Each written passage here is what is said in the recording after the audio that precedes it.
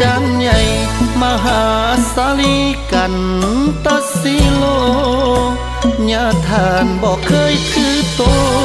ดำลงชีวิตอยู่แบบเรียบง่ายปฏิบัติศีลธรรม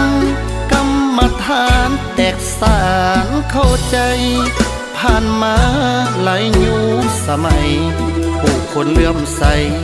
กราบไหว้บูชา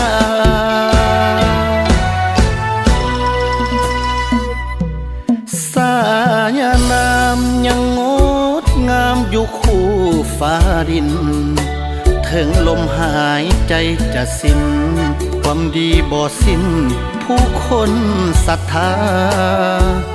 พระมหาสาลีกันตสิโลสื่อยังก้องฟ้าท่านจากไปแต่เพียงกายาความดีสร้างมาคงอยู่ส่วนนี้